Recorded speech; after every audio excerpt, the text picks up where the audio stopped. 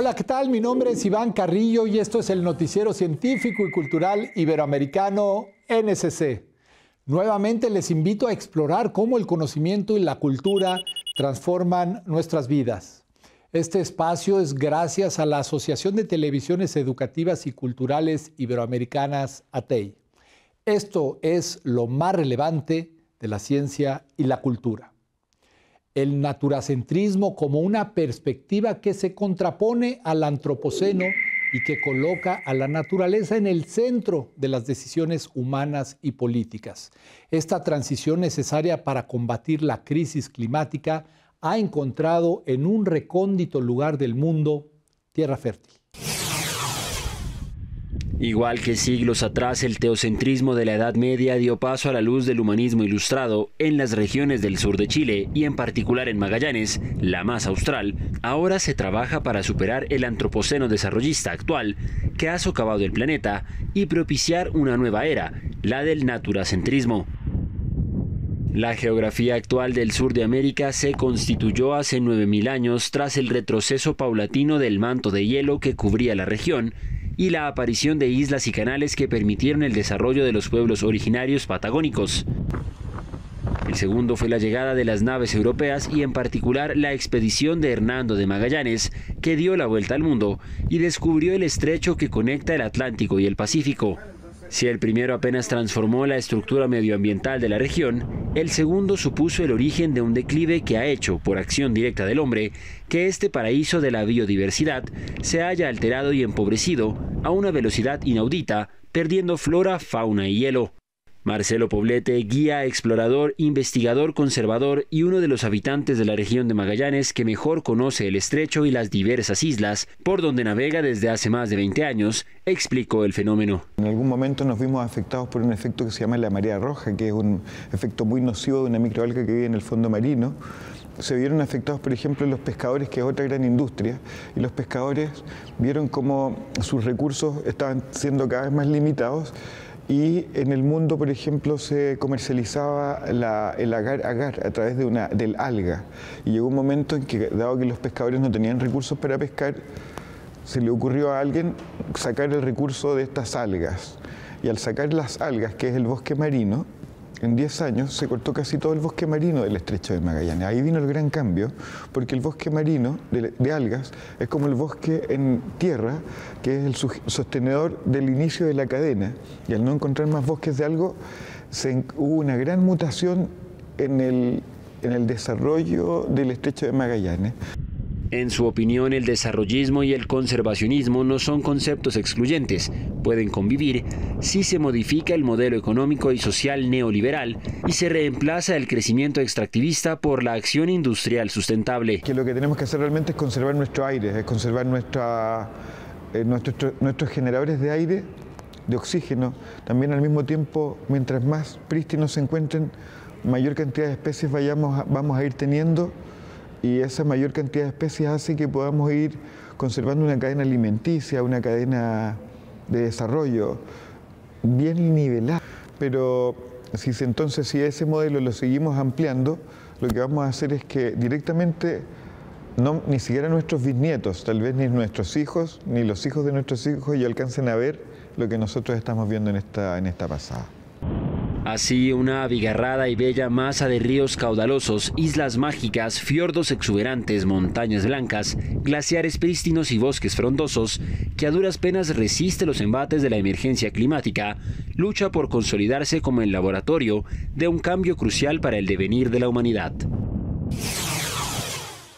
El mayor reto para lograr la fusión nuclear en la Tierra, la cual podría representar una fuente inagotable y no contaminante de energía, es la creación de tecnologías que permitan alcanzar las altas temperaturas y presiones necesarias para tener una reacción atómica controlada y sostenida. Vamos a conocer más sobre esto. La producción de energía es un desafío importante para la humanidad y la fusión nuclear es una pista investigada. en teoría podría producir 4 millones de veces más energía que la combustión de carbón, petróleo o gas natural. El hombre hoy recurre a la fisión nuclear. Al romper núcleos pesados se producen energía y desechos radiactivos. La fusión es el proceso inverso. Se unen núcleos muy livianos. Esta reacción, que se da naturalmente en el corazón de las estrellas, produce pocos desechos. Llevar esto a cabo en la Tierra es complicado. La vía privilegiada es la fusión de deuterio y tritio. Para llegar a ello, varios reactores experimentales usan la técnica del confinamiento magnético. Un aparato con el nombre ruso de tokamak produce un campo magnético potente que permite controlar un plasma de 150 millones de grados, 10 veces más que el núcleo solar. A esta temperatura, los electrones ya no están asociados al núcleo. La fusión es entonces posible. La energía desprendida podría permitir a término producir electricidad.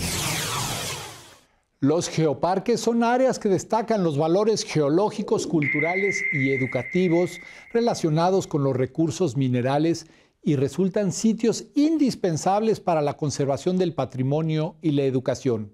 Vamos a conocer el Geoparque Comarca Minera en México. En estos paisajes contemplamos una gran riqueza.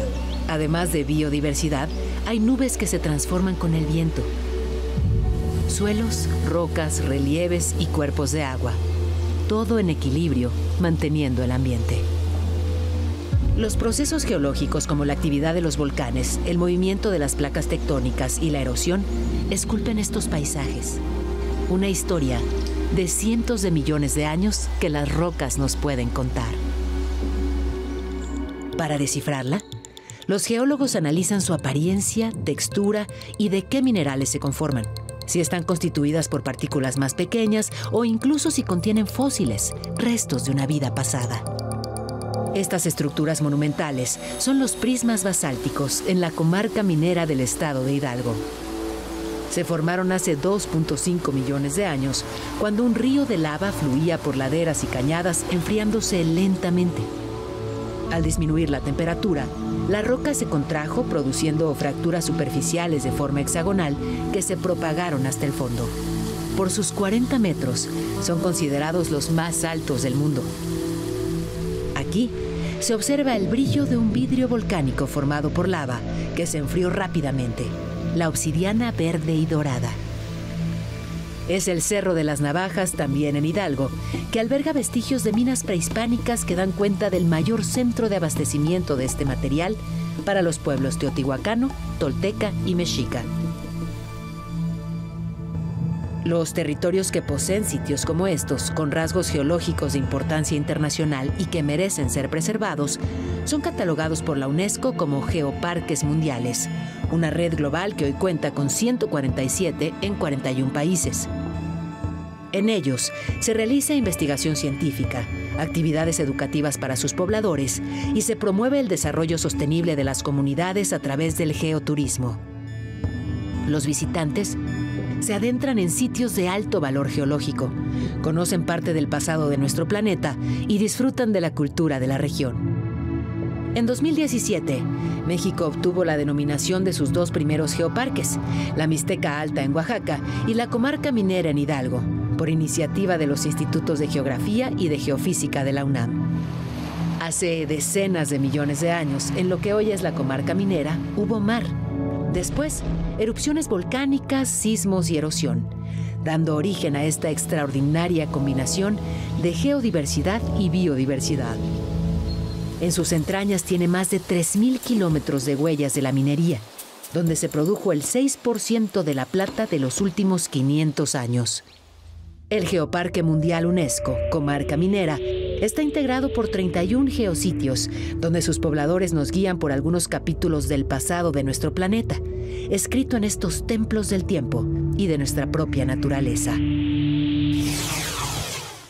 Las buenas noticias son que hay varios indicadores que muestran que la capa de ozono está en plena recuperación. El Protocolo de Montreal, pacto firmado en 1987 para eliminar los clorofluorocarbonos de los refrigerantes y los aerosoles, es la causa principal de este éxito de la humanidad. Buenas noticias para el medio ambiente. La ONU dice que en 2066 la capa de ozono se habrá recuperado totalmente, y ello gracias a la prohibición que existe para el uso de productos químicos que causaron la aparición de un agujero en la ozonosfera sobre el Antártico. Así lo confirmaba Stéphane Dujarric, portavoz de la ONU. La eliminación progresiva de casi el 90% de las sustancias prohibidas que dañan la capa de ozono ha conseguido salvaguardarla, lo que ha llevado a una recuperación de la capa de ozono en la estratosfera superior y a una menor exposición humana a los nocivos rayos ultravioleta del Sol. Pero Dujarric advirtió sobre el uso de nuevas tecnologías.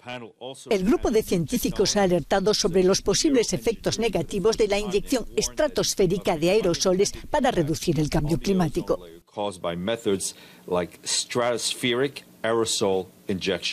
Si se mantienen las políticas en vigor, la capa de ozono en la Antártica se habrá recuperado para 2066 a los niveles que tenía en 1980. En el Ártico, la recuperación se producirá antes, en 2045. Está usted viendo el noticiero científico y cultural iberoamericano NSC. Síganos en nuestros canales de WhatsApp y Telegram.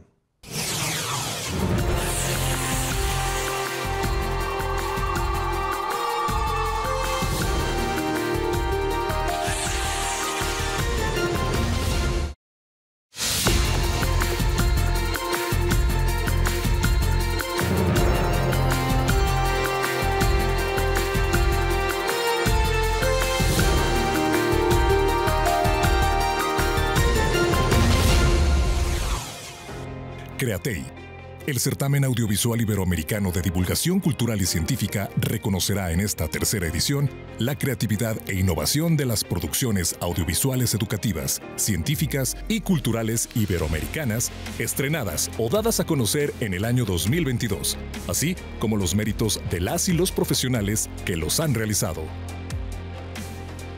La participación es gratuita y los relatos premiados tendrán una dotación económica.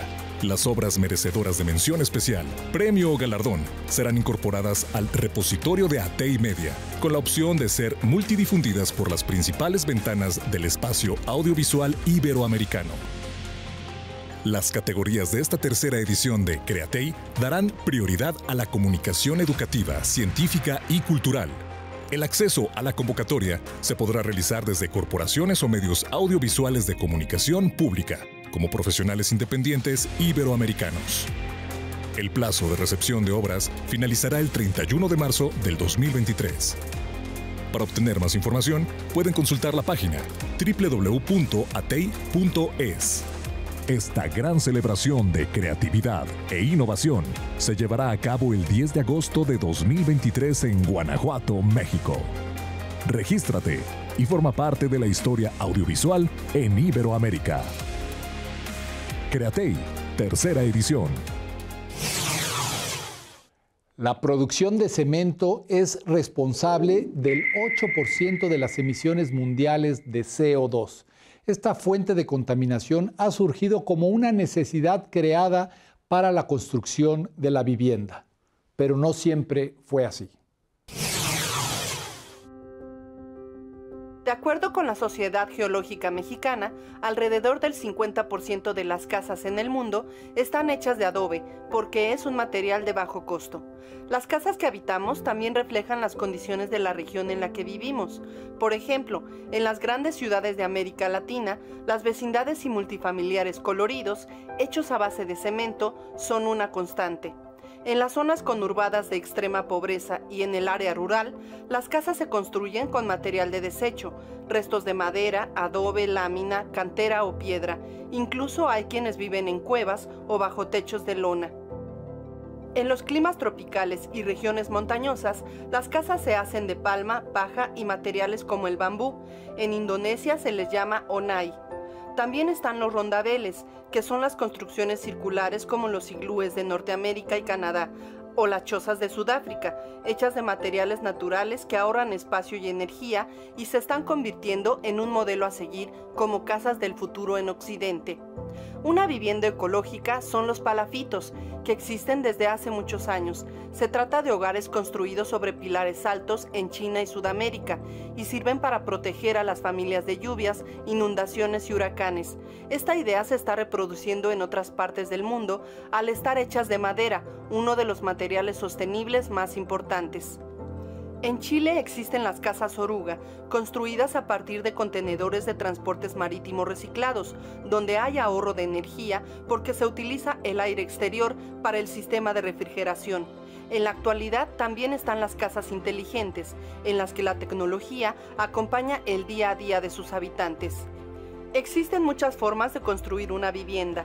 Lo cierto es que requiere de una planificación acorde a las necesidades y posibilidades de las personas para generar espacios armónicos con el medio ambiente y entornos donde las familias se desarrollen plenamente. La destrucción del patrimonio como causa de la guerra es un grave problema que tiene consecuencias culturales, sociales y económicas.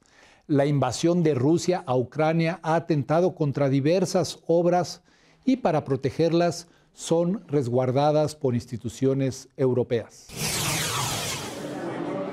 Pinturas ucranianas encuentran refugio en España. Unas 70 obras de arte fueron recibidas en el Museo madrileño Thyssen-Bornemisza para mantenerlas a resguardo de una guerra que ha dejado enormes daños en el patrimonio cultural de Ucrania. Las obras, muchas de ellas pocas veces vistas fuera de su país, conforman la exposición En el ojo del huracán, Vanguardia en Ucrania 1900-1930. La muestra se exhibe desde el martes hasta abril y de junio a septiembre de 2023 estará en el Museo Ludwig de la ciudad alemana de Colonia. La exposición surge con esa doble vertiente. Por un lado, enseñar un arte que se desconoce en España y en todo Occidente, y por otro, sacar obras del territorio en guerra y evitar que sean destruidas por los bombardeos. Luego de semanas de preparación del delicado traslado, los cuadros, una selección que va desde el arte figurativo al realismo socialista, pasando por el cubismo y el constructivismo, fueron sacados de Kiev a mediados de noviembre bajo intensos bombardeos rusos.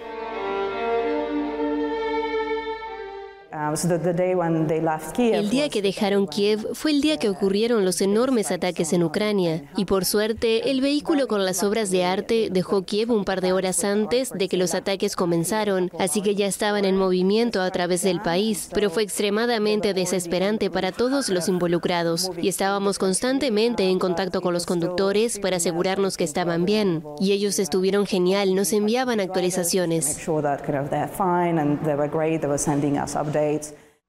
La exposición está distribuida cronológicamente desde la década de 1910, cuando el país era parte del Imperio Ruso, pasando por la de 1920, cuando vivió un florecimiento cultural y se integró en la Unión Soviética, hasta la de 1930, cuando varios artistas murieron en las purgas estalinistas y el realismo soviético se instauró como único estilo artístico permitido. No se ve bien más que con el corazón. Lo esencial es invisible para los ojos. La frase proveniente de la obra clásica El Principito habla de la importancia de las diferencias externas, una expresión que viene muy a cuento en esta puesta en escena en Brasil. En esta comedia musical en Sao Paulo, el mítico Principito, creado por Saint-Exupéry, es interpretado por un actor negro. El protagonista es Levi Asaf, un niño de 9 años orgulloso de darle vida al popular personaje de la literatura infantil. Lo encuentro genial porque estoy representando a las personas negras. Escuché la triste historia de las personas negras que solían ser esclavas y me puso triste. Pero ahora respeten mi corona. Como muchos brasileños, Levi sufrió racismo desde pequeño en la escuela. En mi escuela solían decirme que mi pelo era de esponja, esponja de acero, pero no me importaba. Ahora, pelo de esponja, miren dónde estoy. El espectáculo ha sido muy bien recibido por el público. Si miras películas viejas o incluso recientes, no vas a ver muchas personas negras, quizás solo una o dos. Ahora, para un niño de 9 años, interpretar el papel principal de un cuento clásico es muy importante.